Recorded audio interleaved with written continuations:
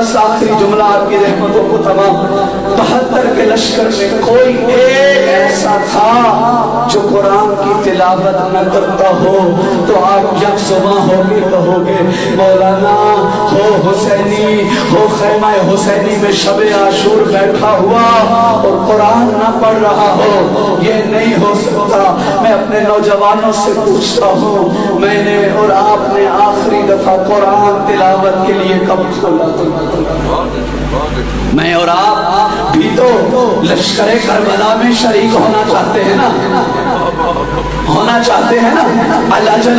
کہہ رہے ہیں نا۔ مجھے بتاؤ آج نوجوانوں، کل کا سٹیٹس میں نے جو دیکھا ہے انٹرنیٹ پہ، 4 ارب 66 کروڑ لوگوں نے ایک دن میں انٹرنیٹ استعمال کیا ہے۔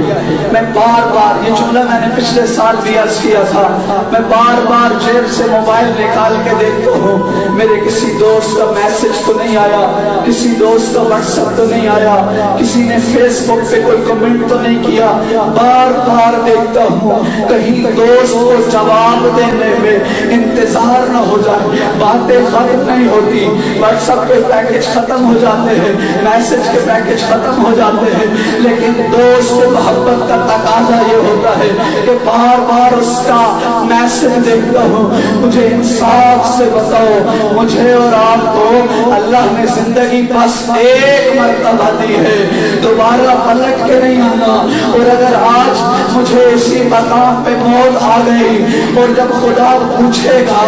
میں نے تیرے لیے ایک میسج بھیجا تھا، ایک پیغام بھیجا تھا، ایک قرآن بھیجا تھا جسے میرا حسین نو کے نیزہ کی تنی پہ تلاوت کر کر کے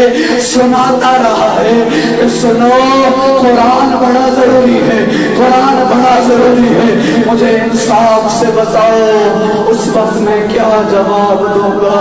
میرے پاس شرمندگی کے علاوہ کوئی جواب نہیں ہوگا۔ میں اور آپ مجلس میں آئیں اور مجلس میں جانے کے بعد بھی ویسے ہی ہو جیسے پہلے تھے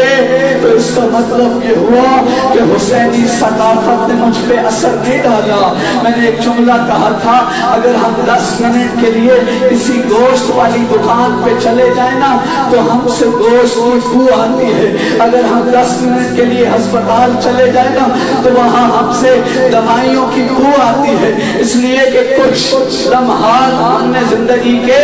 اس ماحول میں گزارے ہوتے ہیں، وہاں کی رنگ و بو آ جاتی ہے۔ انصاف سے بتاؤ 2 مہینے 8 دن انسان مجلس حسین میں آئے اور پھر ثقافت حسینی کی بو انسان کے جسم سے نہ آ رہی ہو تو معلوم ہوا کہ مجلس حسین سے میں کچھ سیکھ نہیں رہا۔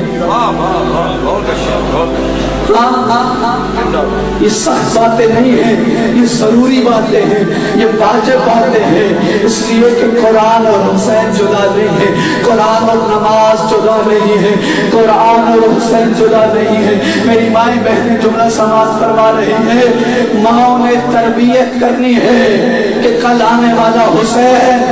تنہا نہ رہ جائے،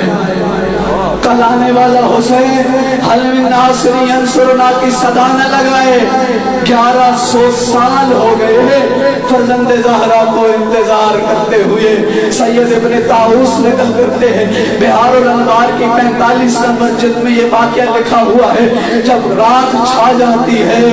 تیرے اور میرے زمانے کا امام، تیرے اور میرے زمانے کا مہدی دوران مسجد کوفہ کے خاک والے محراب میں آ جاتے ہیں،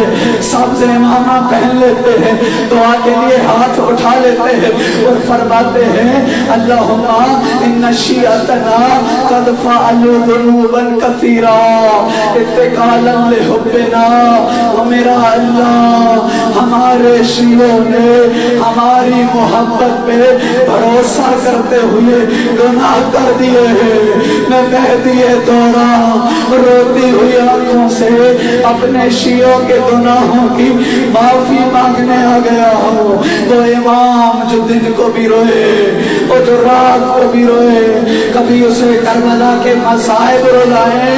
اور کبھی میرے اور آپ کے گناہ رلائے۔ کوئی اور غلطی کرے یا نہ کرے، شیعہ تو اپنے زمانے کے امام کا حیا ضرور کیا کر۔ بشر حافی، ساتویں امام کا